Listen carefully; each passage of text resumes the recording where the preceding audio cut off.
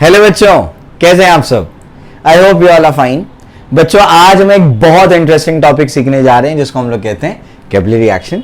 ये capillary action जो है ये हमारी रोजमर्रा की जिंदगी में इंक्लूडेड है, हम रोज इसको इस्तेमाल करते हैं। तो आइए देखते हैं क्या हमारा कैपिलरी एक्शन है और उसका प्रैक्टिकल इंपॉर्टेंस भी है, ठीक है ना। तो देखते हैं क्या है कैपिलरी एक्शन। सबसे पहले कैपिलरी एक्शन में हम लोग समझेंगे कि ये कैपिला क्या चीज़ है, ये कैपिलरी क्या चीज़ है। कैपिलरी जो है बेसिकली कैपिला से बना हुआ है, लैटिन वर्ड कैपिला। तो जो लैटिन वर्ड कैपिला है इसका मतलब होता है हेयर लाइक। क्या मतलब होता है? Hair like. मतलब क्या? इतना पतला। हाँ, बाल कितना पतला होता है उतना पतला हमको क्या करना है, एक ट्यूब लेना है। क्या लेना है? ट्यूब लेना है। तो हम लोगों को क्या करना है, एक बहुत पतला सा क्या करना है, ट्यूब लेना है और उसको लिक्विड में डिप कर देना है। बहुत पतला, एकदम पतला सा ट्यूब ले लो और उसको क्या कर दो, लिक्विड में डिप कर दो। ठीक है, मान लेते हैं कि हम लोग ने ग्लास का कोई कैपिला बनाया, ठीक है ना। तो हम लोग ने क्या कर दिया, ग्लास का जब कैपिला बनाया तो ग्लास का कैपिला बनाने से क्या हुआ, ग्लास का कैपिला बनाने से जैसे ही मैंने क्या कर दिया, यहां पर ग्लास का बड़ा करके बना रहा हूं ताकि समझ में आए। ग्लास का कैपिला जैसे ही मैंने इसमें डिप किया तो डिप करने से पानी जो है ना इसमें ऐसे ऊपर चढ़ गया। समझ आ रहा है क्या बोल रहा हूं मैं? यहां पर मैंने वाटर लिया और ये क्या है, ग्लास का कैपिलरी ट्यूब है, ग्लास कैपिलरी ट्यूब है। समझ आ रहा है क्या बोल रहा हूं मैं? तो ग्लास कैपिलरी ट्यूब को जैसे हम क्या करते हैं, वाटर में डिप कर देते हैं तो पानी इसमें ऊपर चढ़ जाता है। यानी इसका लेवल तो ये था, जब मैंने डिप नहीं किया था तो उसका लेवल ये था, लेकिन जैसे ही मैंने इसको क्या कर दिया, डिप कर दिया, तो डिप करने के बाद इसका लेवल क्या हो गया, ऊपर चढ़ गया। समझ आ रहा है क्या बोल रहा हूं मैं? तो राइज ऑफ लिक्विड हो गया। तो ये क्या आपका राइज ऑफ लिक्विड। बात समझ में आ रही क्या बोल रहा हूं मैं? क्लियर है? अच्छा, आप बोलेंगे सर ये कहाँ होता है, हमारे पास तो इतना पतला कोई ट्यूब ही नहीं होता ना, हमने कभी ऐसा करके देखा कि हम क्या करें, पतली ट्यूब को पानी में डुबाएं और पानी ऊपर चढ़ गया। तो ये रोजमर्रा की जिंदगी में कहाँ है? तो ये जो है बेटा आपकी रोजमर्रा की जिंदगी में कुछ ऐसे है, जैसे आप लोग क्या करते हो, आप रुमाल से क्या करते हो, जब अपने चेहरे को आप जा करके क्या करते हो, धोते हो, और चेहरे धोने के बाद आप क्या करते हो, रुमाल से अपने चेहरे को पोंछते हो। तो बेसिकली जब आप पोंछते हो तो आप करते क्या, उसको समझने की कोशिश करो। वो आप क्या कर रहे हो, एक वीडियो मैंने बनाया है जो उसके बाद मैं आपको बता दूंगा उसके अंदर। जैसे कि आप सब देख पा रहे हैं कि मेरे हाथ पर जो है पानी की बूंदें, वाटर ड्रॉप्स हैं।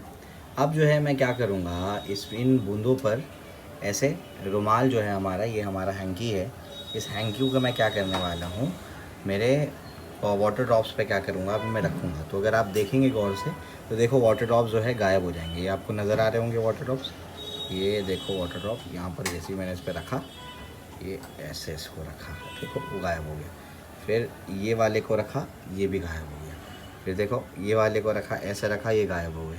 फिर इनको पे रखा, देखो गायब हो गया। आपको नज़र भी आ रहा होगा कि बेसिकली क्या है, ये ऐसे इस तरीके से रुमाल में जा रहा है। तो बेसिकली हो क्या रहा है, मैं आपको समझाने की। तो ये हमारी रोजमर्रा की जिंदगी में कुछ इस तरीके से काम करता है कि अगर हम लोग क्या कर देंगे, जैसे हम लोग क्या करते हैं, हमारा चेहरा धोते हैं और चेहरा धोने के बाद हम क्या करते हैं, रुमाल से हमारे चेहरे को पोंछते हैं। तो जब हम हमारे चेहरे को पोंछते हैं तो पानी, जो वाटर की ड्रॉपलेट्स होती है, वो हमारे चेहरे से चली जाती है, हम यही कहते हैं। लेकिन एक्चुअली होता क्या है, आपको वो समझना है।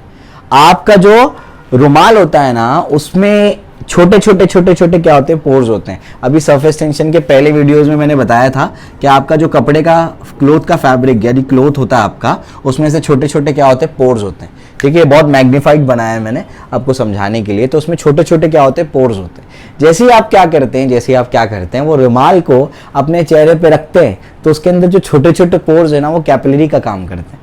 और कैपिलरी एक्शन क्या कहता है, कैपिलरी एक्शन कहता है कि आप अगर क्या कर दो, पतला सा ट्यूब अगर पानी में डुबाओ तो जैसे क्या करोगे, इसमें डिप करोगे, पानी ऊपर चढ़ जाएगा। बिल्कुल वैसे ही जो आपके रुमाल के छोटे छोटे पोर्स होते हैं ना, वो पोर्स क्या होते हैं, वो पोर्स कैपिलरी का काम करते हैं। जैसे ही आपने क्या कर दिया, इस पे ऐसे रखा, पानी पे ऐसे रखा, वाटर ड्रॉपलेट्स पे, तो छोटे छोटे पोर्स में क्या होता है, पानी ऊपर चढ़ जाता है। समझ आ रहा है क्या बोल रहा हूं मैं? क्लियर है? तो एक्चुअली होता क्या है, हम कहते हैं कि क्या करो, पानी पोंछो। पानी पूछता नहीं है, पानी तो चढ़ता है। तो बोलना क्या चाहिए, पानी चढ़ाओ, लेकिन हम बोलते क्या है, पानी पोंछो। समझ आ गया? दुनिया बड़ी अजीब है ना। से कहा था कि मैं इस दुनिया को आपको एक अलग चश्मे से दिखाने वाला हूँ। क्लियर हो गया। एक वीडियो भी छोटा सा मैंने बनाया है अभी ज़्यादा रिसोर्सेस तो नहीं है हमारे पास डिमॉन्स्ट्रेट करने के लिए, लेकिन छोटा सा मैंने शॉर्ट वीडियो बनाया है इस चीज़ को डिमॉन्स्ट्रेट करने के लिए। समझ आया, क्लियर है। तो हमारी रोज़मर्रा की ज़िंदगी में आता है ये काम। क्लियर हो गया। आप जब नहा करके आते हो तो जो आप टॉवल से क्या करते हो, अपनी बॉडी को पोंछते हो, तो सेम फिनोमेना काम करता है उसके अंदर। और एक चीज़ बताता हूँ, जब हम लोग छोटे थे तो हम लोग क्या करते ना, हम लोग एक लैंप इस्तेमाल करते थे। वो लैंप में क्या होता था पता है आपको, ऐसा कुछ लैंप हुआ करता था, वो ऐसा लैंप हुआ करता था। और वो जो लैंप होता था आपका, लैंप जो होता था यहाँ पर ऐसे, उसके अंदर एक कंटेनर हुआ करता था। क्या होता था? एक कंटेनर हुआ करता था। और यहाँ पर जो है वो आपका जो लौ होती थी वो जलती थी, और नीचे लगा होता था एक धागा। क्या लगा होता था? एक धागा। उसको विक कहते हैं। क्या कहते हैं उसको? विक कहते हैं। क्या कहते हैं उसको? विक कहते हैं, है ना। और इसके अंदर ये कंटेनर है, इसके अंदर हम लोग क्या करते थे, केरोसिन होता था। क्या होता था इसमें? केरोसिन होता था।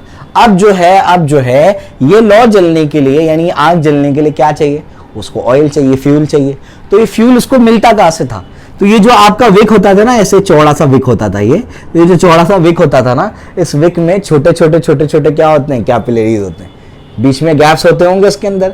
हाँ, समझ में आ गया। धागे टाइप ही होता था, ऐसे ऐसे कुछ विक होता था। क्या समझ आ रहा है? तो इसमें छोटे छोटे क्या होते थे? पोर्स होते थे। तो जैसे ही क्या करते थे, इसको हम लोग केरोसिन में डुबाते थे, तो केरोसिन इन छोटे छोटे पोर्स में ऊपर चढ़ जाता था। समझ आ रहा है क्या बोल रहा हूँ? जैसे ही केरोसिन इसमें ऊपर चढ़ेगा तो उसको क्या मिल जाएगा? फ्यूल मिल जाएगा, और लौ जलती रहेगी।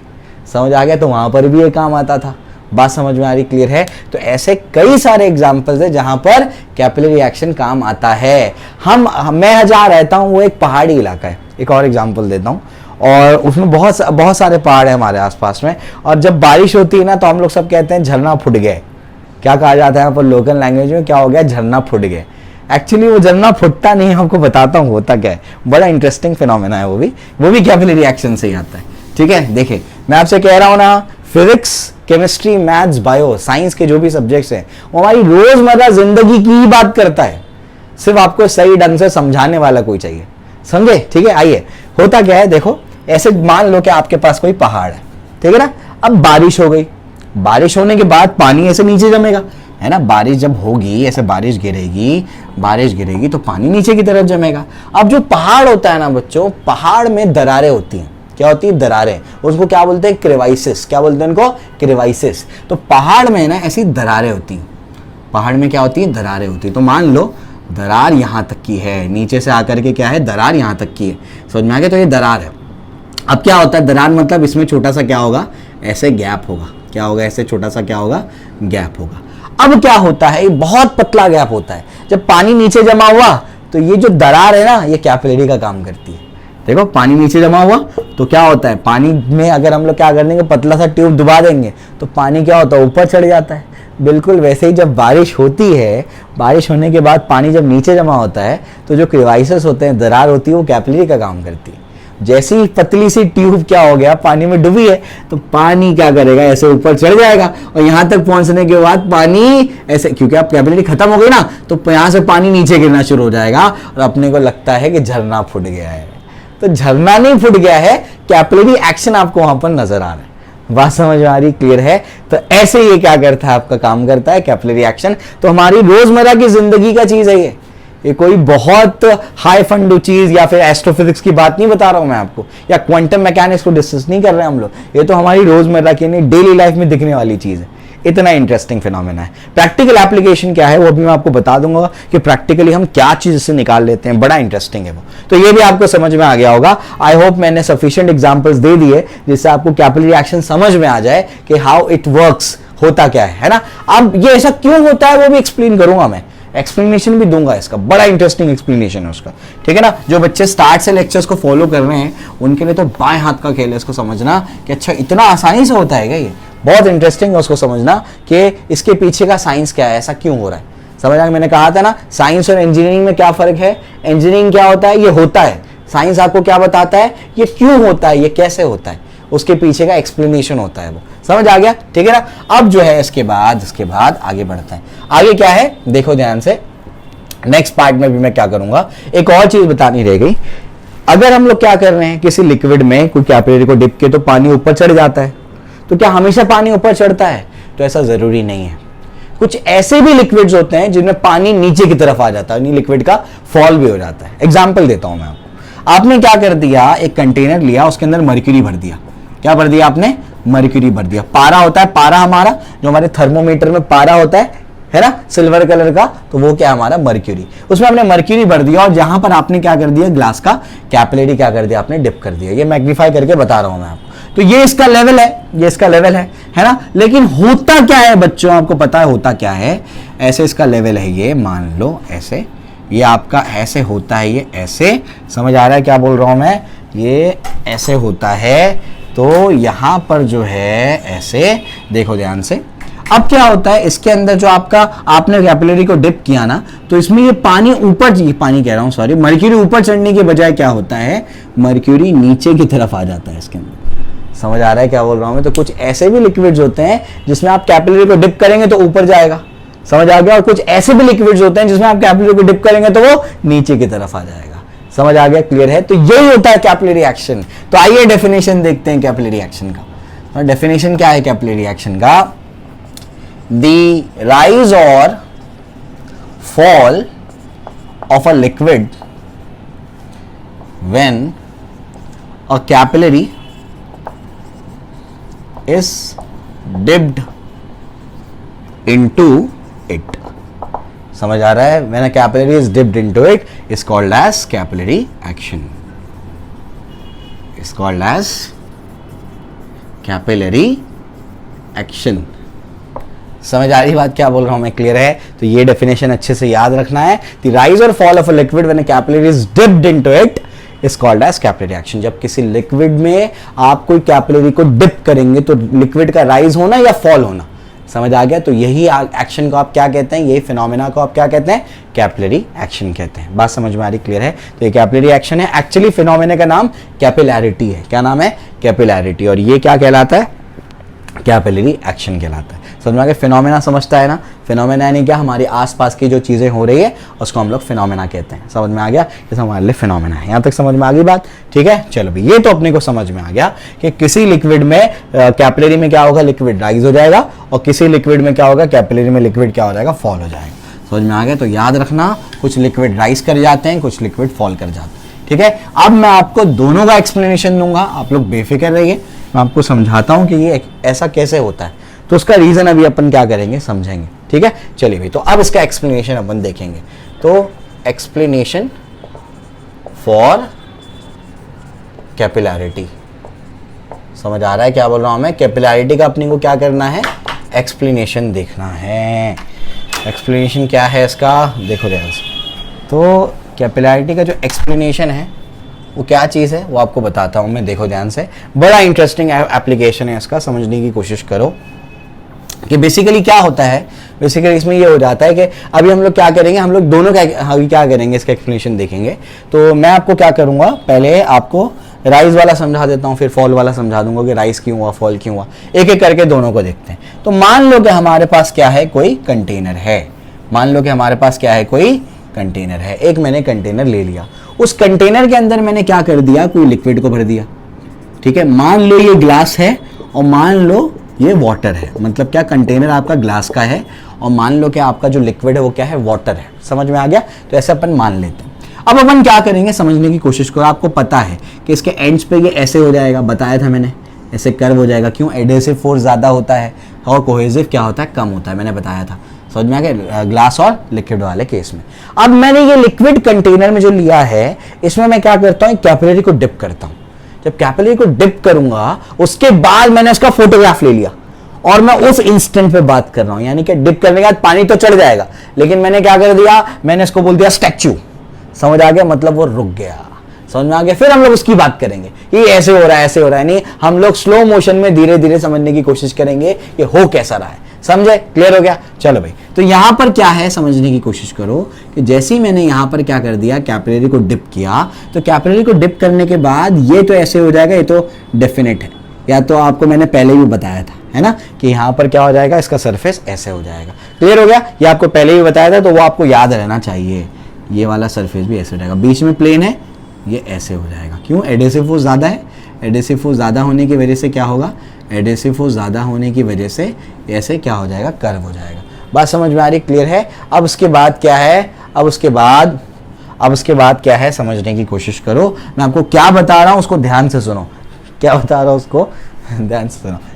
यहां पर जो है अपना ये पॉइंट क्या है, ए है, ये पॉइंट अपना क्या है, बी है, ठीक है। चलो भाई, उसके बाद ये क्या है आपका सी है और ये क्या है आपका डी है। ऐसे ई और एफ भी यहां पर हो सकता है, लेकिन मैं आपको समझाने के लिए क्या कर रहा हूं, 2 पॉइंट्स ले रहा हूं यहां पर एक साइड पे, बाकी दूसरे साइड पे भी वैसे ही पॉइंट्स होंगे। अब समझने की कोशिश करोगे मैं क्या बोल रहा हूं।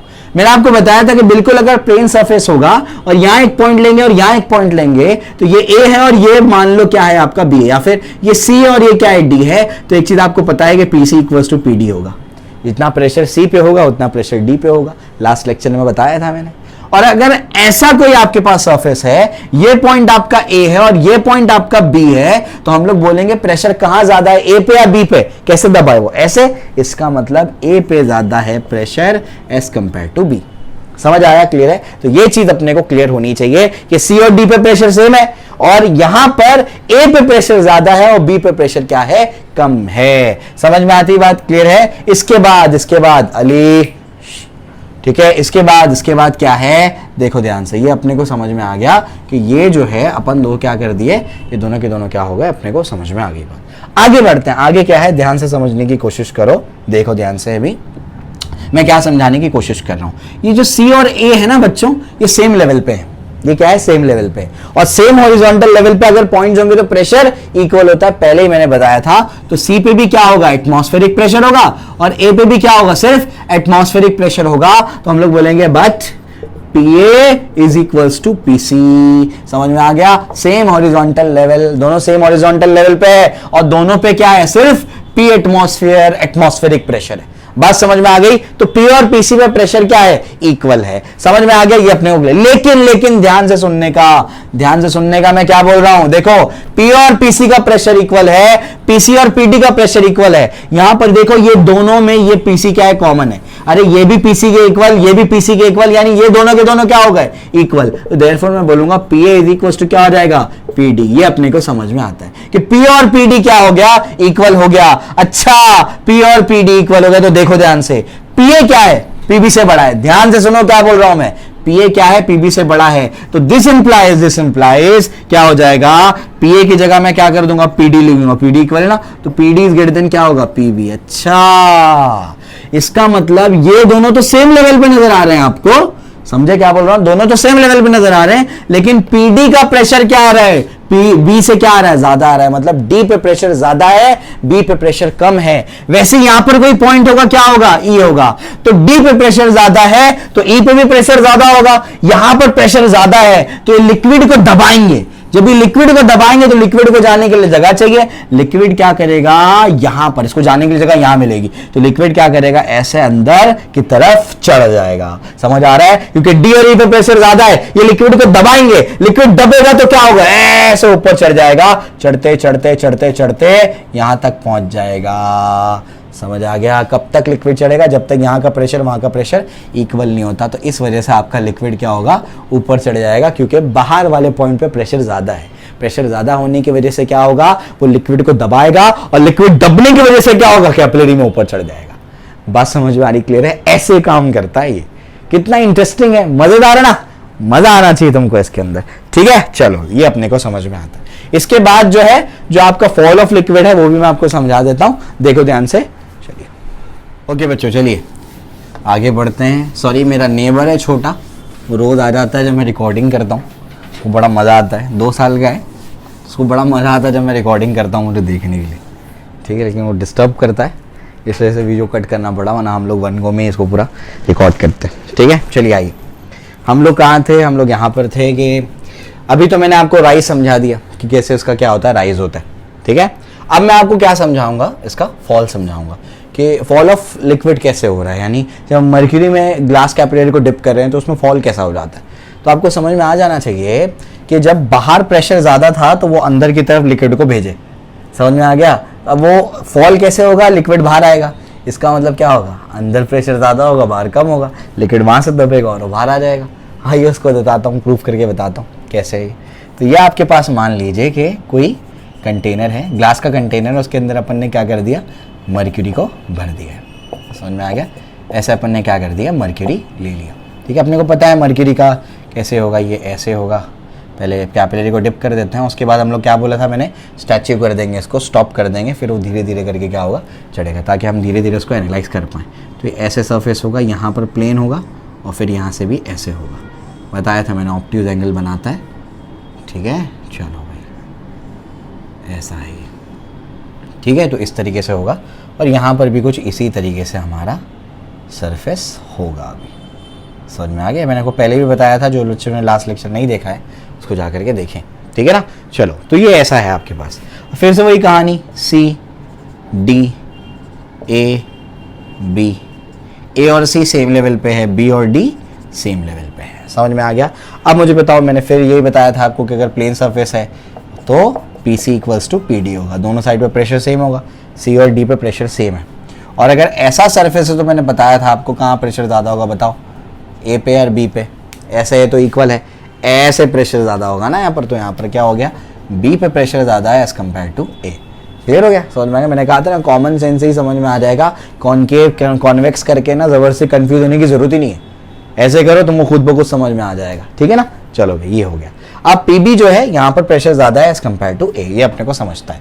ठीक है ना। लेकिन देखो, ए और सी तो सेम लेवल पे है, सेम लेवल पे, तो दोनों के दोनों पे क्या लग रहा होगा, एटमॉस्फेरिक प्रेशर। लिखूंगा मैं, but P C is equal to क्या होगा, पी ए। रीजन क्या होगा, रीजन होगा उसका सेम हॉरिजॉन्टल लेवल पे क्या है, एटमॉस्फेरिक प्रेशर है। बात समझ में आ गई, क्लियर है, ये अपने को समझ में आता है। तो देयरफॉर मैं क्या कहूँगा, देखो ध्यान से देखना, यहाँ पर क्या हो जाएगा, देखो दोनों पीसी यहाँ पर इक्वल, यानी पीसी की इक्वल पीडी है, पीसी की इक्वल पी, यानी दोनों के दोनों ये क्या होगा, equal. Therefore PD is equal to क्या हो जाएगा, पी हो जाएगा। समझ आ रहा है। इन दोनों को देख करके क्या समझ में आया, पीडी और पीए क्या हो गया, इक्वल हो गया। अच्छा, पीडी और पीए इक्वल हो गया, तो यहाँ पर पीए की जगह क्या लिख सकते हैं, बताओ, पीडी लिख सकते।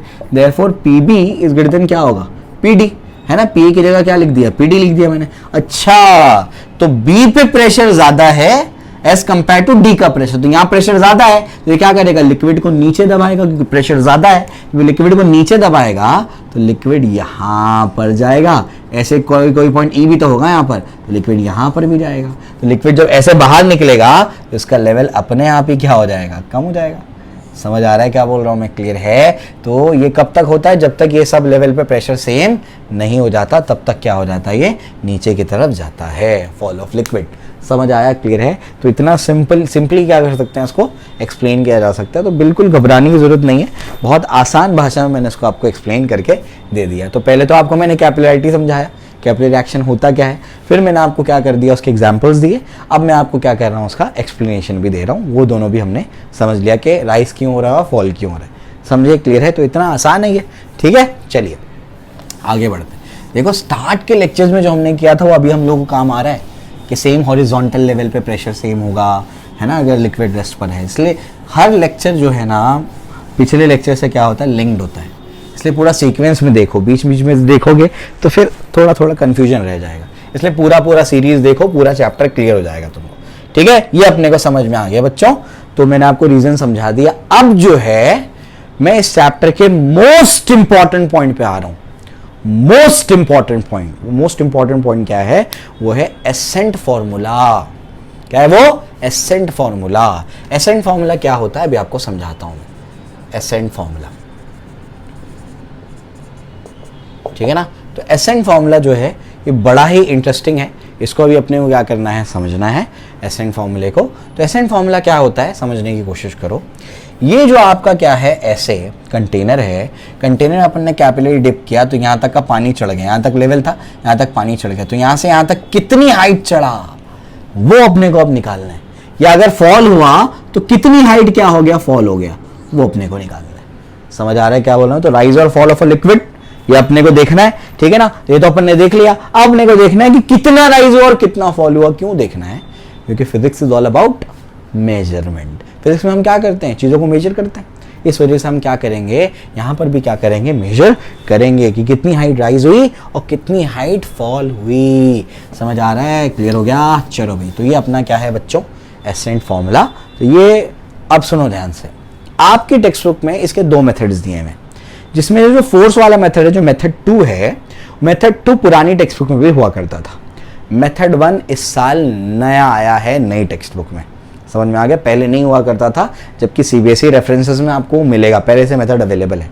दोनों कराऊंगा मैं, दोनों कराना इसलिए ज़रूरी है क्योंकि हो सकता है कि आपके बोर्ड एग्जाम में ये बोल दे कि derive the ascent formula by pressure difference method, तो आपको उससे ही करना पड़ेगा पहले वाले मेथड से, या फोर्स वाला मेथड तो सेकंड वाले मेथड से ही करना पड़ेगा। और दूसरी चीज़ ये है कि एंट्रेंस में कभी कभी ऐसे सवाल आ जाते हैं जिसमें बीच बीच के आपको डेरिवेशन के स्टेप्स पूछ लेते हैं, तो इस वजह से आपको क्या करना है, आपको दोनों मेथड को सीखना है। समझ आया, क्लियर है, कोई कंफ्यूजन नहीं रहेगा। आप प्रॉपरली अगर इसको सुनेंगे तो आपको सब समझ में आ जाएगा। आइए मेरे साथ में, मैं आपको समझाता हूं कि ये कैसे इसको डिराइव करेंगे। पहले मैं आपको मेथड 1 कराऊंगा, प्रेशर डिफरेंस मेथड, फिर हम लोग मेथड 2 करेंगे, फोर्स मेथड, ठीक है ना। तो ascent formula, this is the most important part, बहुत इंपॉर्टेंट है आपके बोर्ड के लिए, आपके एंट्रेंस के लिए बहुत ज्यादा इंपॉर्टेंट है एसेंट फॉर्मूला, ठीक है ना। तो एसेंट फॉर्मूला भी हम लोग क्या करेंगे, डिराइव करेंगे, यानी लिक्विड कितना हाइट राइज हो गया या फॉल हो गया, ये अपने को निकालना है, ठीक है ना। क्लियर हो गया, ऐसे कैपिलरी, ऐसे, ये ऐसे,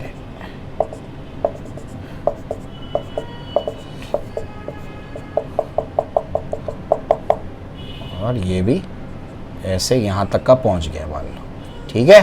क्लियर हो गया, तो ऐसे आपके पास ये है।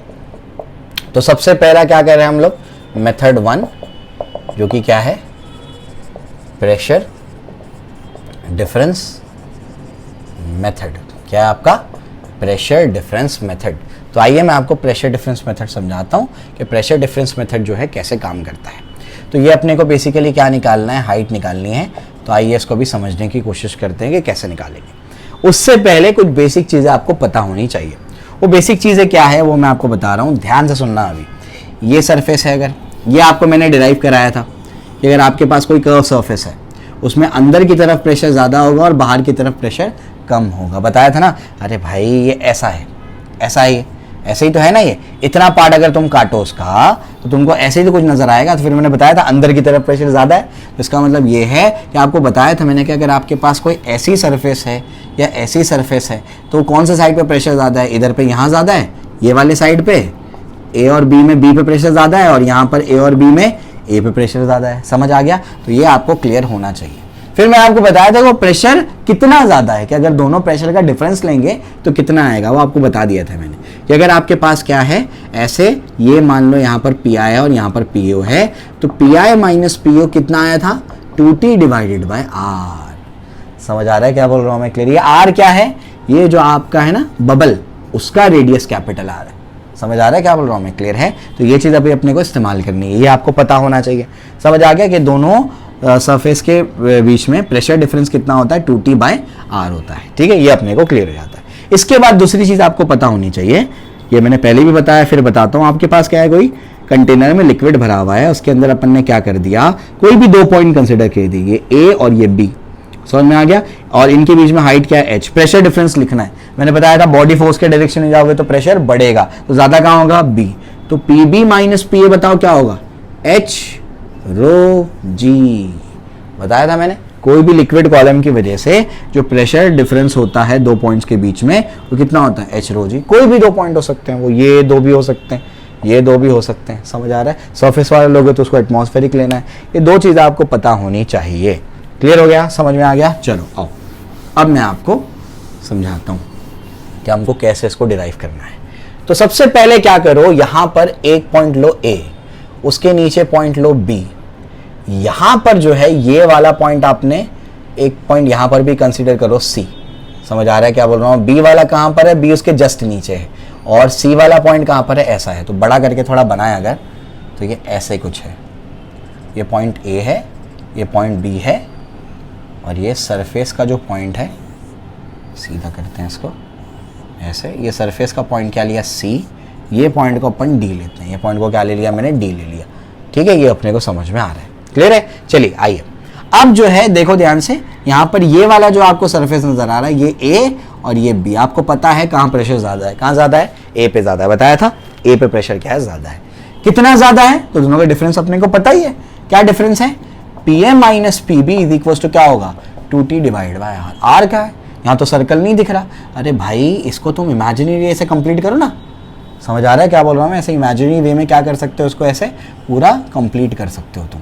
समझ आ रहा है क्या बोल रहा हूँ मैं? ऐसे तो ए पे प्रेशर ज़्यादा और बी पे प्रेशर कम, दोनों का डिफरेंस मुझे मिल गया। P A minus P B क्या है? 2T by are. मैं आपको सिंपलेस्ट मेथड दे रहा हूँ उसको डिराइव करने का। आओ, सबसे पहला ये तो आपको पता ही था, वो मैंने लिख दिया कि दोनों में प्रेशर डिफरेंस कितना होता है? 2T by are. समझे? क्लियर हो गया? आगे बढ़ते हैं। आगे क्या देखो, यहाँ देखो पूरा ड्रॉप हो या सिर्फ ऐसा कोई सरफेस हो, वो इतना ही प्रेशर डिफरेंस होता है। क्लियर हो गया? तो ऐसे कंफ्यूज मत हो जाना, ठीक है। अब ये पॉइंट आपका क्या है? बी। यहीं तक का अपन हाइट लेते हैं, इतना उसका छोड़ देते हैं, जो एक्स्ट्रा लिक्विड है ना इसको हम लोग छोड़ देते हैं, यहीं तक की हाइट लेते हैं। तो ये जो आपका पॉइंट बी है और जो आपका पॉइंट सी है, ये तो लिक्विड कॉलम है।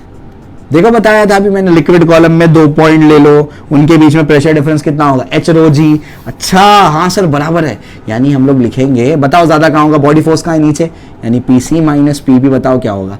P C minus P B is equal to H rho G. Height कितनी ली? एच, इट की डेंसिटी रो और एक्सेलरेशन ग्रेविटी क्या है? जी। तो P C minus P B अपने पास क्या आया? एच रो जी आया। समझ आ गया? अब मैं क्या चाहता हूं, मैं चाहता हूं कि पी बी उड़ जाए। पीबी को उड़ाने का क्या तरीका है कि मैं क्या कर दूंगा, ध्यान से सुनो। मैं क्या करता हूं, इसमें से इसको माइनस कर देता हूं। माइनस कर दूंगा तो बताओ क्या होगा? ये माइनस वो प्लस होकर के क्या हो जाएगा? क्या हो जाएगा? 0 हो जाएगा। तो पीबी उड़ जाएगा, ठीक है ना। तो मैं करूंगा सब्ट्रैक्टिंग 2 फ्रॉम 1। 2 को मैं क्या कर रहा हूं? 1 से क्या कर रहा हूं? सब्ट्रैक्ट कर रहा हूं। तो देयरफॉर क्या हो जाएगा बताओ? P A minus P B, left वाले लेफ्ट पे होंगे, माइनस ब्रैकेट डालना मत भूलना। P B is equals to क्या होगा? 2T बाय आर माइनस क्या होगा? H rho G. समझ आ गया? क्लियर है? अब देयरफॉर क्या हो जाएगा बताओ? पी ए माइनस क्या हो जाएगा? P B minus P C plus P B. ये सबको समझा? अरे माइनस अंदर जाएगा तो क्या हो जाएगा? साइन चेंज हो जाएगी सबकी, 2T बाय आर और क्या होगा? एच रो जी हो जाएगा। बात समझ में आ रही? पी बी और पी बी क्या हो गए? कैंसिल हो गए। पी ए माइनस क्या हो गया? P C is equals to क्या होगा? 2T by R minus H rho G. समझ आ गया? बहुत सिंपल है। इन दोनों का प्रेशर डिफरेंस लिखो, हो गया काम। वो तो आपको पहले से बताता 2T बाय आर, और इन दोनों का प्रेशर डिफरेंस यानी P A minus P B लिखो, फिर क्या लिखो? P C minus P B लिखो। दोनों का आपको प्रेशर डिफरेंस लिखना आता है, वो आपने लिख दिया, फिर सब्ट्रैक्ट करके पी बी को उड़ा दिया। अब ध्यान से सुनना मैं क्या बोल रहा हूं, ध्यान से सुनना मैं क्या बोल रहा हूं। ए जो है ये तो इमेजिनरी है ना, ए किससे एक्सपोज्ड है? एटमॉस्फेयर से। तो ए पे सिर्फ क्या लगेगा? एटमॉस्फेरिक प्रेशर, जिसको मैं बोलता हूं पी नॉट। ए पे लगेगा सिर्फ एटमॉस्फेरिक प्रेशर। समझ आ गया? ध्यान से सुनो अभी। और डी भी क्या है? देखो ये डी वाला जो है ये भी किससे एक्सपोज्ड है? एटमॉस्फेयर से। तो इस पे भी क्या लगेगा? Atmospheric pressure. बात समझ में आ रही क्या बोल रहा हूं मैं? तो डी वाले पे भी क्या लग रहा है? Atmospheric pressure. और ए वाले पे भी क्या लग रहा है? Atmospheric pressure. समझ आ गया? अब देखो डी और सी सेम लेवल पे, liquid at rest same horizontal level पे, इसका मतलब सी पे भी प्रेशर क्या होगा? Atmospheric pressure. समझ आ गया? ये समझ में आ गया होगा तो उसको रब कर देता हूं मैं। तो यहां पर ए पे, डी पे और सी पे तीनों में प्रेशर क्या होगा? Atmospheric pressure. कि बताता हूं फिर से, ए एटमॉस्फेयर से एक्सपोज है तो वहां एटमॉस्फेरिक प्रेशर, डी भी एटमॉस्फेयर से एक्सपोज है, इसका मतलब वहां पर भी क्या होगा? Atmospheric pressure. डी और सी सेम हॉरिजॉन्टल लेवल पे, इसका मतलब वहां पर भी क्या होगा? प्रेशर सेम, यानी सी भी क्या है? एटमॉस्फेरिक प्रेशर पे। तो ये वाले पार्ट को मैं रब कर देता हूं। अब देखो ध्यान से, देखो अब क्या हो जाएगा? हम लोग बोलेंगे but P A equals to P D equals to P C. ये दोनों के दोनों पहले ऐसे लिख दो, पी एटमॉस्फेरिक। ये तो क्लियर हो गया। And P D is equals to P C. Reason क्या है? Same horizontal level. समझ में आ गया? सेम हॉरिजॉन्टल लेवल है और लिक्विड रेस्ट पर है। तो देयरफॉर क्या हो जाएगा? देयरफॉर देखो ध्यान से, इसको पी नॉट बोल देते हैं। क्या बोल देते हैं? पी नॉट बोल देते हैं। देखो पी ए पी नॉट के इक्वल है, पी डी भी पी नॉट के इक्वल है, पी डी पी सी के इक्वल है, यानी therefore P A is equals to क्या हो जाएगा? पी सी हो जाएगा। देखो पी ए पी डी के इक्वल है, पी डी पी सी के इक्वल है, यानी पी ए और पी सी इक्वल हो गए और दोनों के दोनों क्या हो जाएंगे? पी नॉट हो जाएंगे। समझ में आया? क्लियर है? तो अब देखो ध्यान से, पी और पी सी क्या हो गए? पी नॉट के इक्वल आ गए। तो P A minus P C है, तो ये उठा करके बच्चों यहाँ पुट कर दो। अब पुट करके तो क्या आएगा? ये भी पी नॉट, वो भी P not, P not minus P not 0।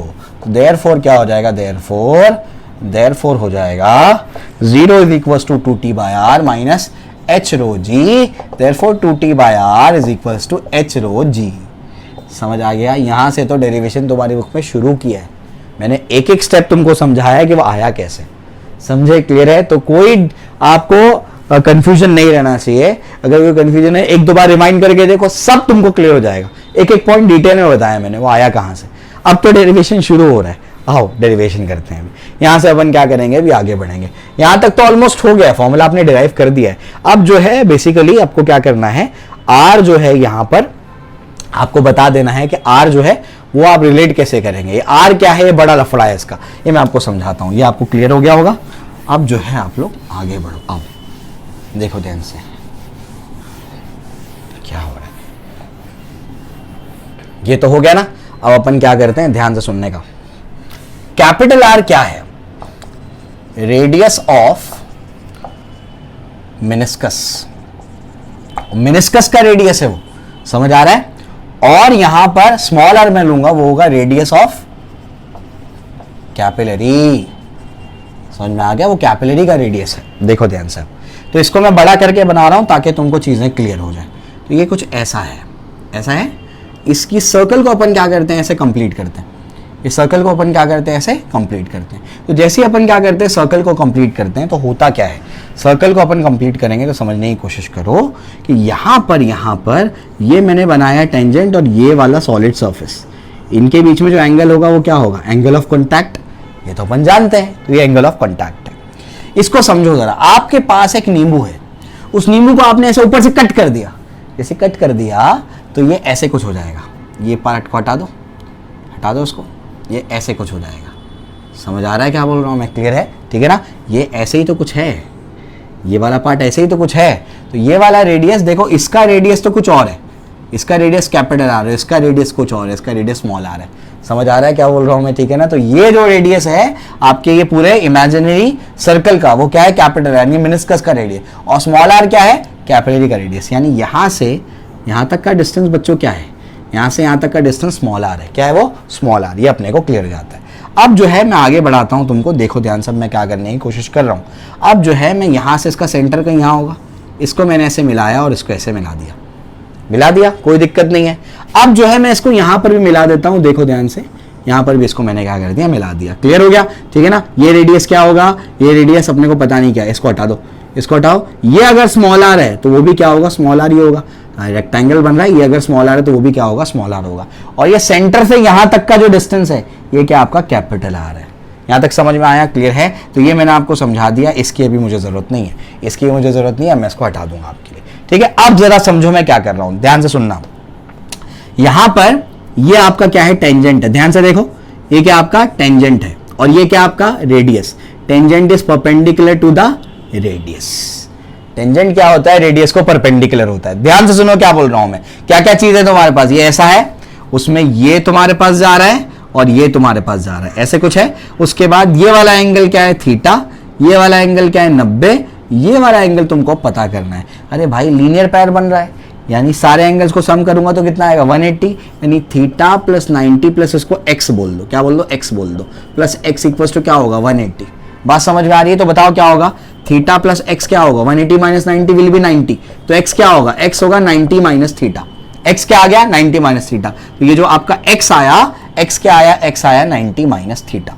अब ट्राइंगल को कंसिडर करो, ये तुम्हारा ट्राइंगल है ना। ये स्मॉल आर है, ये कैपिटल आर है, ये एंगल कितना है, 90 माइनस थीटा। और ये तो सीधी लाइन बनाई ना मैंने, मतलब ये तो 90 है। समझ आ रहा है क्या बोल रहा हूं मैं। एक ट्राइंगल के सारे एंगल्स का सम करेंगे तो कितना आएगा, इसको y बोल दो। तो ये तो 90 है, प्लस ये क्या है, दूसरा वाला एंगल 90 माइनस थीटा, प्लस तीसरा क्या है, इक्वल टू क्या होगा, 180। समझ आ रहा है क्या बोल रहा हूं मैं, देखो ध्यान से। अब 90 प्लस 90 क्या होगा, ये तो 180 होगा। ये 180 और वो 180 कैंसिल होगा, तो बचेगा क्या, y minus theta is equal to 0। यानी y इज इक्वल टू क्या है, थीटा। यानी y क्या हो जाएगा, थीटा। नहीं, ये एंगल क्या हो गया तुम्हारा, थीटा। बात समझ में आ रही, क्लियर है। ये ऐसे इसको प्रूफ करेंगे, समझ में आ गई बात। एक एक चीज डिटेल में एक्सप्लेन की है मैंने, फिर से समझाता हूं अगर नहीं समझाए तो, ठीक है ना। चलो देखो ध्यान से, मैं फिर बता रहा हूं, देखो ध्यान से क्या करना है। यहां पर अपने को क्या करना है, फिर मैं एक बार रब करता हूं, फिर तुमको प्रूफ करके बताता हूं, वरना कंफ्यूजन होता है इसमें बहुत सारा। फिर बताता हूं, ध्यान से सुनो। ये वाले कैपिलरी को मैं ऐसे बड़ा करके बना रहा हूं, ठीक है। ये मेरे पास ऐसे सरफेस है ये, ठीक है। तो ये मेरे पास लिक्विड की सरफेस है। अब मेरे पास क्या हो गया, ध्यान से देखो। अब मेरे पास ऐसा है कि ये सरफेस को टेंजेंट है और ये सॉलिड सरफेस है, इनके बीच में एंगल क्या है, थीटा। ये अपने को समझ में आ गया, ठीक है ना। मैंने आपसे कहा कि आप क्या करो, ये ऐसे इमेजिनरी सर्कल क्या करो, ऐसे कंप्लीट कर लो, है ना। ये सर्कल का जो रेडियस होगा, ये इसका सेंटर, यहाँ से यहाँ तक का डिस्टेंस, वो क्या है, कैपिटल आर है। और ये जो नीचे वाले पार्ट का नींबू का कटा हुआ पार्ट है उसका अपन ने रेडियस क्या माना, अपन ने स्मॉल आर माना। समझ में आ गया। इसके बिल्कुल अपोजिट में मैं क्या करता हूं, बिल्कुल पैरेलल और ऐसे सीधा, है ना, बिल्कुल पैरेलल क्या कर दिया मैंने, एक और लाइन खींची सामने उसके, तो एक रेक्टेंगल, ये आर है तो ये भी क्या हो गया, आर हो गया। समझ में आ गया, क्लियर है। अब इसकी मुझे जरूरत नहीं है, इसकी मुझे जरूरत नहीं है, ये मैंने निकाल दिया। तो आपके टेक्स्ट बुक में ये डायग्राम दिया हुआ है, समझे वो कहां से बना। अब एंगल पे आता हूं मैं, ध्यान से सुनो। अब ये आपके पास क्या है, एक स्ट्रेट लाइन है, ये स्ट्रेट लाइन है, समझ में आ गया। उसके बाद ये आपका रेडियस है देखो, और ये क्या है देखो, टेंजेंट है ना, ये देखो ऐसा है, ये कुछ ऐसे ही तो है, ये आपका रेडियस है और इसको ये क्या है, टेंजेंट है, तो tangent is perpendicular to the radius. समझ आ रहा है। तो ये एंगल क्या होगा, 90 होगा। अब जरा स्ट्रेट लाइन देखो, ये आपके पास ऐसा है, ये यहाँ पर ऐसा है, देखो ध्यान से, ये आपका क्या है, कैपिटल आर है, ये 90 है और ये एंगल क्या है, थीटा है।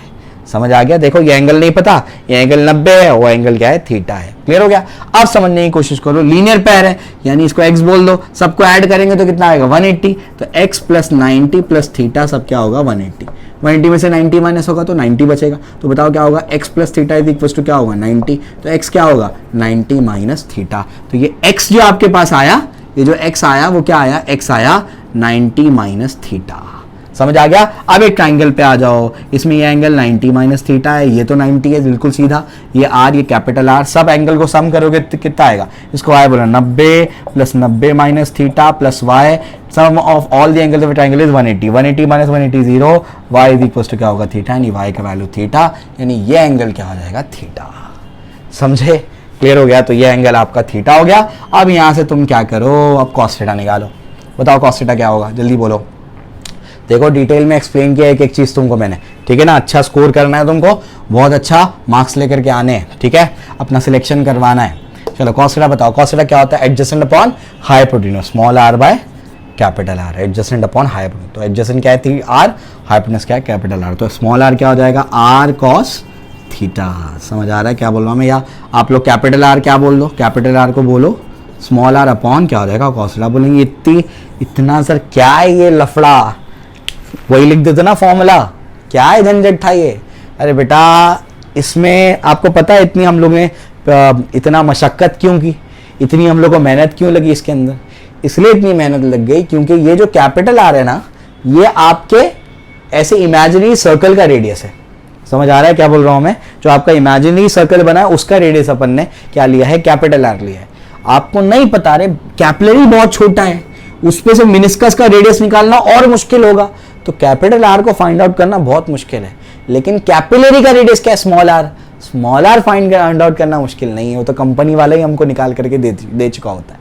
ये स्मॉल आर हमको पता होता, तो हम क्या कर रहे हैं, फॉर्मूले को नॉन क्वांटिटीज में क्या कर रहे हैं, कन्वर्ट कर रहे हैं, जिससे आसानी से हमारी वैल्यूज क्या हो जाए, निकल जाए। कौन सी वैल्यू निकालनी है, हाइट निकालनी है। हाँ सर हाइट तो हम स्केल से भी मेजर कर लेंगे। अरे बहुत इंपॉर्टेंट चीज निकालनी है, अभी समझाता हूँ। ये हो गया ना। अब चलो आ जाओ, अब मैं आपको इसको बताता हूं आगे का पार्ट क्या था वो। 2t by are equals to क्या होता है, h रो g।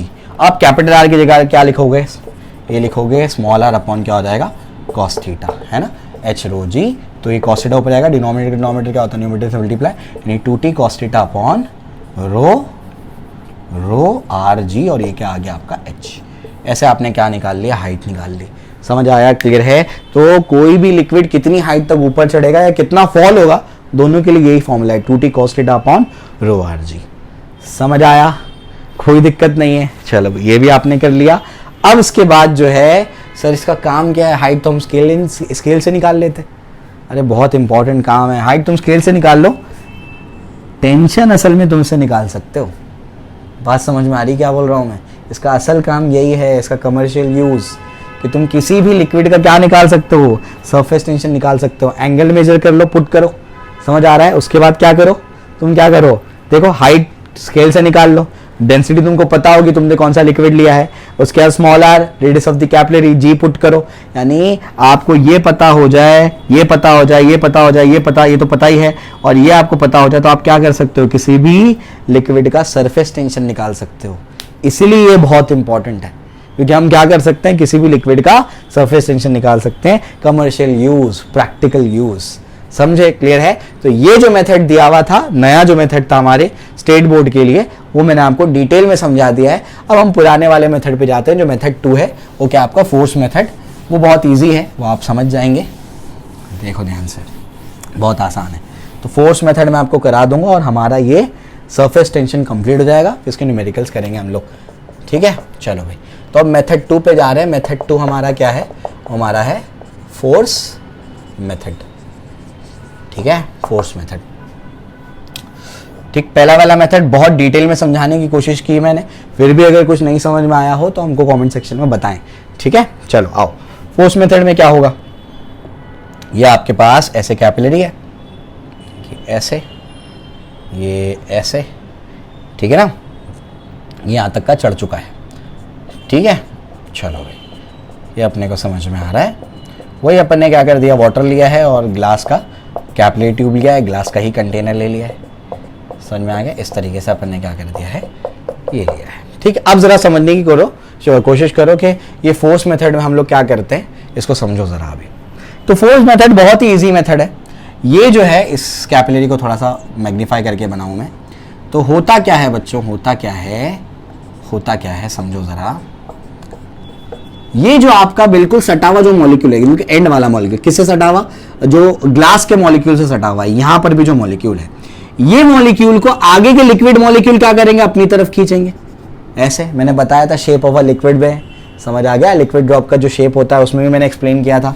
और ये वाले मॉलिक्यूल को भी क्या करेंगे, आगे वाले मॉलिक्यूल अपनी तरफ खींचेंगे सरफेस टेंशन की वजह से। तो दोनों जगह क्या लगेगा, सरफेस टेंशन। समझ आ रहा है क्या बोल रहा हूं मैं। तो ये वाला मॉलिक्यूल ग्लास के मॉलिक्यूल को भी क्या करेगा, अपनी तरफ खींचेगा सरफेस टेंशन की वजह से। तो न्यूटन का थर्ड लॉ ये बोलता है, टू एवरी एक्शन, एक्शन मतलब force, to every action there is equal and opposite reaction. मतलब हर फोर्स के लिए एक उल्टा फोर्स होगा, अपोजिट फोर्स होगा।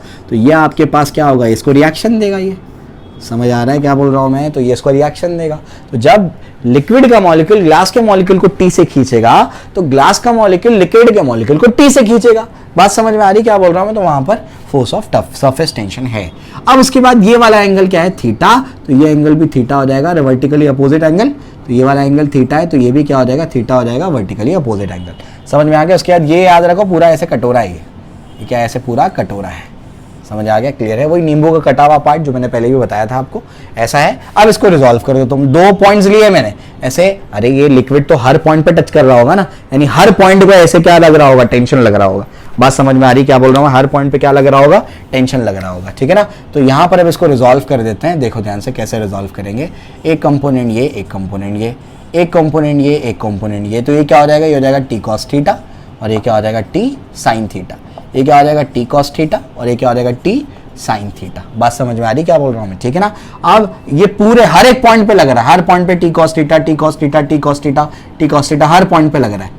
बात समझ में आ रही क्या बोल रहा हूं मैं। हर पॉइंट पे क्या लग रहा है, टी कॉस थीटा। और सारे जो है, ये जो आपका कटोरा है, ये ऐसे कटोरा है, कटोरे के हर पॉइंट पे क्या लग रहा है, टी कॉस थीटा लग रहा है। ऊपर क्या लग रहा है, टी कॉस थीटा लग रहा है। हर पॉइंट पे टी कॉस थीटा लग रहा है। समझ में आ गया, क्लियर है। ऐसे हर पॉइंट पे टी कॉस थीटा लग रहा है। और इस डायरेक्शन में क्या लग रहा है, T sine theta, T sine theta. Imagine कर पा रहे हो, ऐसे बाहर जा रहा है उधर। तो ये टी साइन थीटा को ये टी साइन थीटा कैंसिल कर देगा, ये वाले को ये पीछे वाला कैंसिल कर देगा, यानी टी साइन थीटा वाले खत्म हो जाएंगे और टी कॉस थीटा वाले ऐड अप हो जाएंगे, क्योंकि सब सेम डायरेक्शन में। इमेजिन कर पा रहे हो क्या बोल रहा हूं मैं, ठीक है। ये खत्म हो जाएंगे और टी कॉस थीटा वाले ऐड हो जाएंगे। तो एक पॉइंट पे T cos theta, total distance कितना है, टोटल ये कितना है, तो इसका रेडियस क्या है, स्मॉल आर है। तो मैं कहूंगा therefore total force, total upward force, total upward force, total upward force कितना है, टोटल अपवर्ड फोर्स है आपका T cos theta into 2 pi r. ये समझा, पूरे 2 पाई आर पे लग रहा है ना, सर्कल है ना ये, उसका लेंथ कितना है 2 पाई आर। तो हर एक पॉइंट पे लग रहा है, तो पूरी लेंथ पे कितना लग रहा है, T cos theta into 2 pi r. समझ में आ गया, क्लियर है। तो पूरे पे कितना लग रहा है, 2 पाई आर लग रहा है। समझ में आ गया, ठीक है ना। T cos theta into 2 pi r. अब जो है टोटल डाउनवर्ड फोर्स, अरे टोटल डाउनवर्ड फोर्स कौन सा होगा, इसका जो वेट होगा mg। समझ आ गया। अब ये मूव नहीं कर रहा कहीं पर भी, यानी जितना अपवर्ड फोर्स है उतना क्या डाउनवर्ड फोर्स है, क्योंकि इक्विलिब्रियम में है वो। समझ में आ गया, ये आपको समझ में आ गया होगा। तो हम लोग बोलेंगे, इसको 1 दे देना, and total downward force, total downward force क्या होगा, वो होगा आपका mg। अभी ध्यान से सुनना, मास को क्या लिख सकते हैं, डेंसिटी इंटू वॉल्यूम, ये हो जाएगा g। वॉल्यूम को क्या लिख सकते हैं, area into height into g। Volume को लिख सकते हो एरिया इंटू हाइट, तो लिख दिया मैंने एरिया इंटू हाइट। बात समझ में आ रही, क्लियर है। अब ये क्या है, सर्कल है, तो सर्कल का एरिया क्या लिख सकते हो तुम, पाई आर स्क्वायर, है ना, सर्कल है ना बच्चों, ये सर्कल तो है, समझ में आ गया। तो इतने पे लग रहा है वो, है ना, तो क्या होगा पाई आर स्क्वायर, तो ये हो जाएगा pi R square into H into G, और ये क्या हो गया टोटल डाउनवर्ड फोर्स। अब कहीं मूव नहीं कर रहा, वो कहीं मूव नहीं कर रहा, इसका मतलब क्या, हम लोग बोलेंगे it's an equilibrium, it's an equilibrium. अगर वो इक्विलिब्रियम में है तो total upward force is equal to क्या होगा, total downward force. Total upward force कितना है बताओ, वो है T cos theta into 2 pi r, समझ में आ गया। और टोटल डाउनवर्ड फोर्स कितना है, rho into pi R square into H into G, समझ में आया, क्लियर है। तो ये आपका पाई, ये पाई कैंसिल हो गया, एक आर कैंसिल हो गया, उसके बाद बचा क्या, कुछ बचता ही नहीं है। ये हो जाएगा आपका, देखो ध्यान से, ये 2t cos थीटा अपॉन क्या हो जाएगा, रो आर जी, वो same formula 2t cos theta upon rho r g is equal to क्या हो जाएगा, एच, आ गया सेम फॉर्मूला, समझ आया, क्लियर है। तो इस तरीके से मैंने आपको दोनों तरीके से आपका जो डेरिवेशन है वो करके दे दिया। यहाँ पर अपना सरफेस टेंशन कंप्लीट हो जाता है, और यही जो मेथड है आपका क्या है, प्रैक्टिकल मेथड है सरफेस टेंशन निकालने का। समझ में आया, क्लियर है। तो आई होप आपको ये समझ में आया होगा, कुछ कन्फ्यूजन हो तो आप मुझे बताएं। और इसके बाद कुछ बच्चे कह रहे थे सर पीपीटी पे पढ़ाओ, पीपीटी पे मैं इसको प्रेफर नहीं करता हूँ, क्योंकि अक्सरियत ऐसी होती है कि जो टीचर्स पीपीटी पे पढ़ाते हैं वो उनको सिलेबस याद नहीं होता। अक्सरियत, सब नहीं बोल रहा हूँ मैं, लेकिन अक्सरियत ऐसे होती है कि उनको सिलेबस याद नहीं होता। वो अब खुद तुमको टीचर को सिलेबस याद नहीं है, वो बच्चों को कैसे कह सकता है कि सिलेबस याद कर लो। तो मेरे हिसाब से अपन फिजिक्स और केमिस्ट्री फील नहीं कर पाएंगे, फिजिक्स केमिस्ट्री मैथ्स, बायो एक बार समझ में भी आता है कि पीपीटी पे पढ़ा दो, बहुत सारी चीज़ें उसमें बताने की होती है, लेकिन फिजिक्स केमिस्ट्री मैथ्स आप क्या पीपीटी पे पढ़ोगे, और आपको खुद को सिलेबस याद नहीं, आप बच्चों को कैसे कह सकते हो कि सिलेबस याद कर लो। तो मेरे हिसाब से ये मेरे लिए बेटर है, ये बोर्ड, इसका कोई रिप्लेसमेंट नहीं है, इसका कोई तोड़ नहीं है, बोर्ड चौक बोर्ड मार्कर का कोई तोड़ नहीं है, समझे, क्लियर है। तो मेरे हिसाब से ये बेटर है, पीपीटी पे नहीं पढ़ाना चाहता हूँ मैं। तो कुछ अगर हम लोगों को कुछ वीडियोस वगैरह देखने होते हैं तो मैं लिंक बता देता हूँ आपको कि ये एनिमेटेड वीडियो जाकर के देख लो, है ना। तो हम लोग ऐसे कुछ कर सकते हैं इसके अंदर। तो अगर कुछ इसमें कन्फ्यूजन हो तो आप मुझे बताइए, मैं आगे के पार्ट में न्यूमेरिकल्स भी लाऊंगा और हम लोग हाइड्रोडायनेमिक्स स्टार्ट करेंगे। सरफेस टेंशन यहाँ पर एंड हो जाता है। Okay, thank you.